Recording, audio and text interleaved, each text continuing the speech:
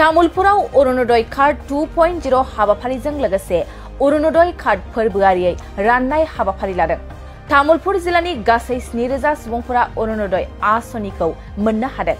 बे हाबाफारियावनो गाहाय आलासि महरै बाहागो लादों बिटिआरनि गाहाय मावफुं सोद्रोमा प्रमद बर'आ, एमएलए जलेन दैमारी, मावफुं सोद्रोमा धर्मनारायण दास, रनेन्द्र नार्जारी, एमसीएलए बिजितगोरा नार्जारी, पवित्र कुमार बर', हेमंत राभा, बारग' एमएलए सन्दीप बसुमतारी, तामुलपुर जिल्ला बेंगिरि महकुमा मावख'गिरि बिथांमोना बाहागो लायो।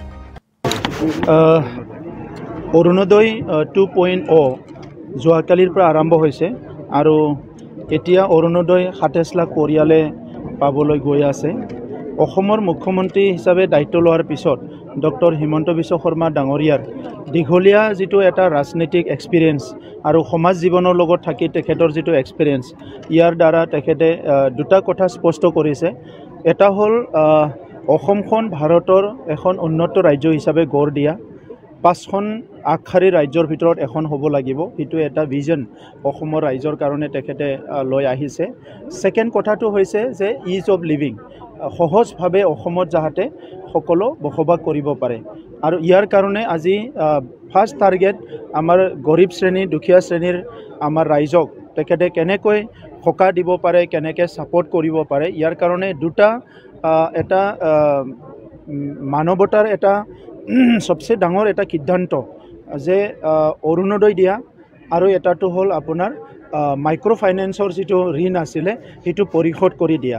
এই দুইটা কাম অতি ডাঙৰ কাম, তেখেতৰ মহানতাৰ কাম দুটা তেখেতে হাতত লৈছে।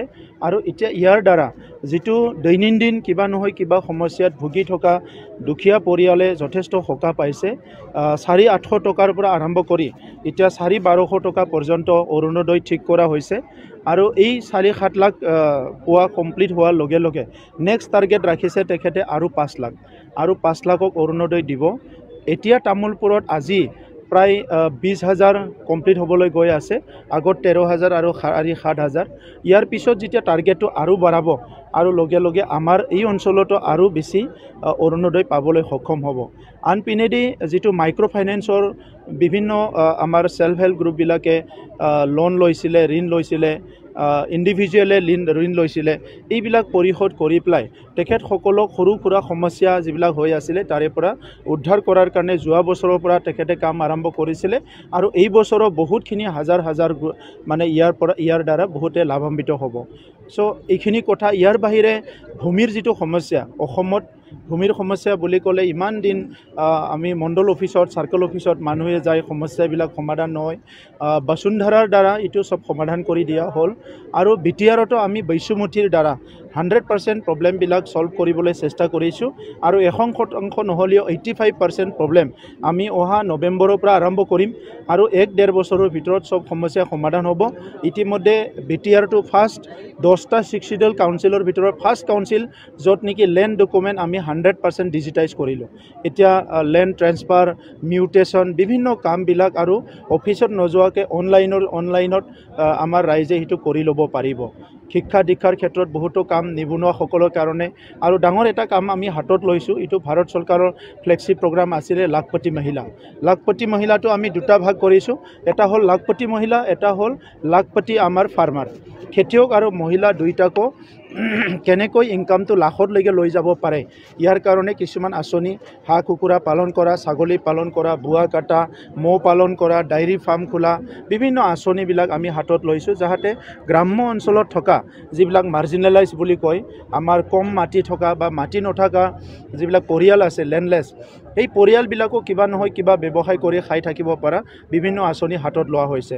গতিকে আজি অসমত যিটো চৰকাৰ আহিছে, ভাৰতত যিটো চৰকাৰ চলি আছে, বিটিআৰত যিটো চৰকাৰ আছে, ট্ৰিপল ইঞ্জিনৰ চৰকাৰ, প্ৰধানমন্ত্ৰী নৰেন্দ্ৰ মোদী ডাঙৰীয়াৰ যিটো সপোন সেইটো বাস্তৱত ৰূপায়ণ কৰাৰ কাৰণে আমি চবেই আগবাঢ়ি আছোঁ। মুখ্যমন্ত্ৰী ডাঙৰীয়াৰ মিছন ভিজন সেইটো বাস্তৱত ৰূপায়ণ কৰাৰ কাৰণে আমি আগবাঢ়ি আছোঁ। আৰু প্ৰায় 3-4টা দশক ধৰি বিভিন্ন সমস্যাত জুৰুলা হোৱা বিটিআৰবাসী ৰাইজক বৰ্তমানৰ বিটিআৰ চৰকাৰখনে আমি এই ৰাইজক সকাহ দি পেলাই সকলো সমস্যা সমাধান কৰি পেলাই সুন্দৰভাৱে যাতে শান্তিভাৱে জীৱন যাপন কৰিব পাৰে, আগবাঢ়ি যাব পাৰে, ইয়াৰ কাৰণে সহায় কৰাৰ কাৰণে বহুতখিনি আঁচনি আমি ৰাইজৰ ওচৰলৈ লৈ আহিছোঁ।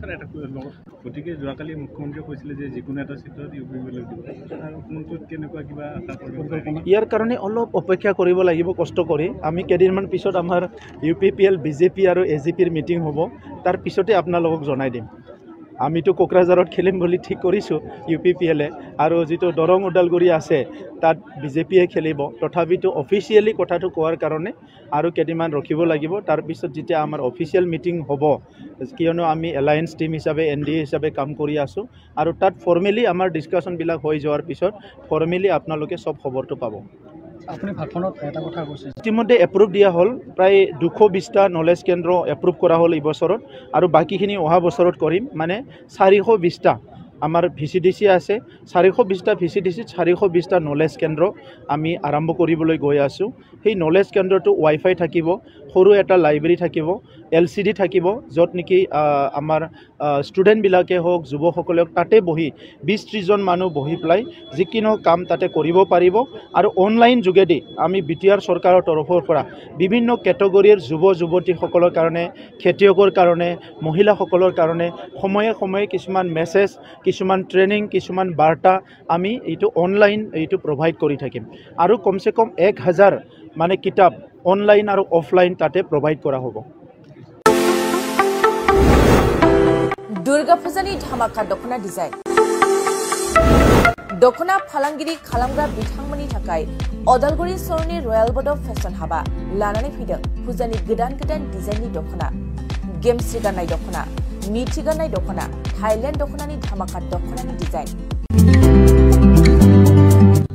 दखना फालांगिरिफोरनि थाखाय अदालगुरि रयेल बड दखना गलायाव मोननो हागोन नोंथांमोना गेमस्रि गाननाय दखना मिथि गाननाय दखना सिकिरि दखना आर'नाइ दखना आरो थाइलेण्ड दखनाखौ होलसेल रेटआव